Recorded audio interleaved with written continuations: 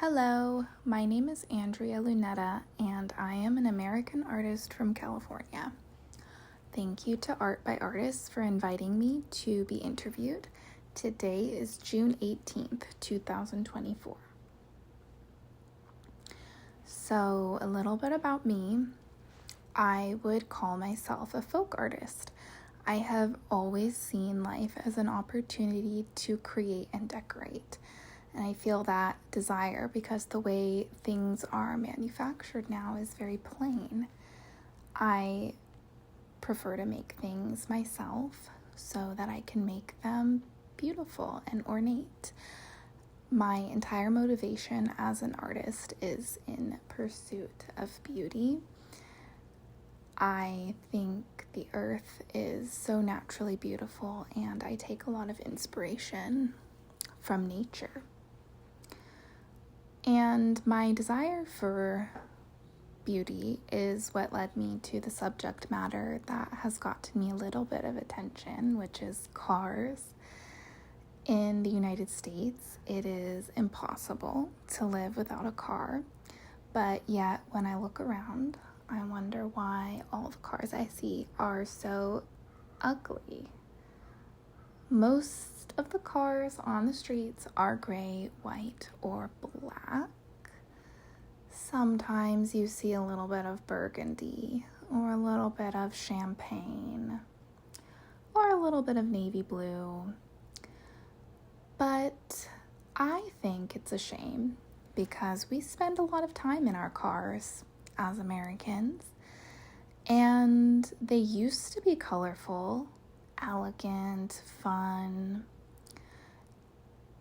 and I shared that I like to make things so I can decorate them myself, but I cannot make a car, so I started drawing the cars in my neighborhood how I wished they would look, with a lot of color, and it was just as I expected. You know, the things that we totally ignore, they are invisible to us because they are utilitarian. They can be so beautiful. So that is the series of artwork that I've been working on the past few years.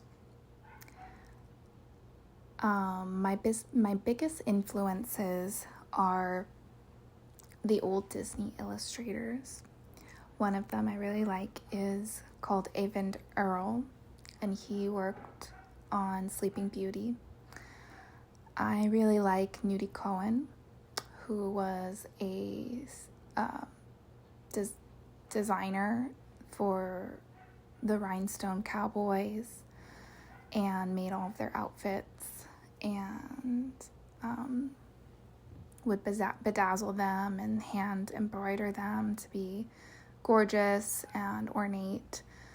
I really love Alex Madonna, who is the creator of the Madonna Inn, which is a famous place here in California, located on the coast in San Luis Obispo. And it is pink and over the top and amazing.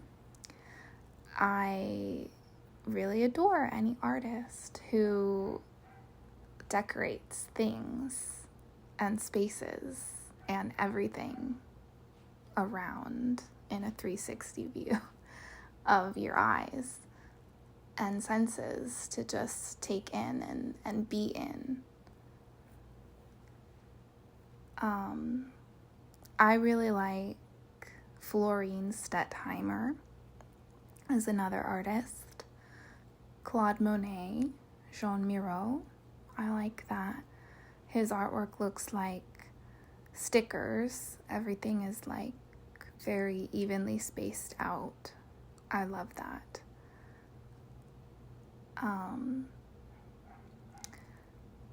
I have been asked to talk about what I'm focusing on right now. And I'm focusing on something a bit different than cars. Right now I'm trying to rush to finish the illustration of my first children's book, which is called Rainbow Stories, and is a beautiful story about how the flowers came to be.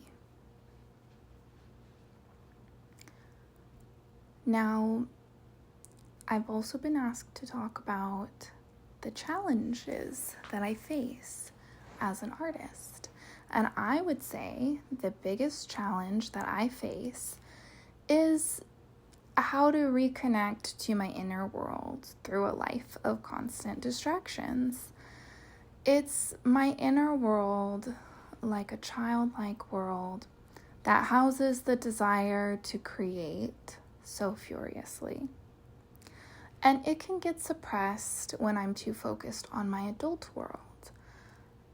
But I do have many practices to help me. One is toys. I have a lot of miniature toys and I bring them places with me. And I have so many of them that every time I work, I pick out a few and I pretend that they are cheering me on as I'm working. They're very colorful, they're textured, they're everything that you could need to activate your senses to start working. I put them around a small candle that I make by hand, and I work until the candle burns out. And by that time, I have usually entered the flow state. And that is like a playful ritual that helps me stop my adult brain and start my artist brain. If I could give my younger self advice, I would say to keep working, regardless of the fears or doubts that pop up, to be proud of your work and to share it without being nervous of what judgments people may have. But honestly, I don't think I would take the advice from my older self because I'm so stubborn. The only unconventional medium that I have tried would be bedazzling because of being influenced by Nudie Cohen.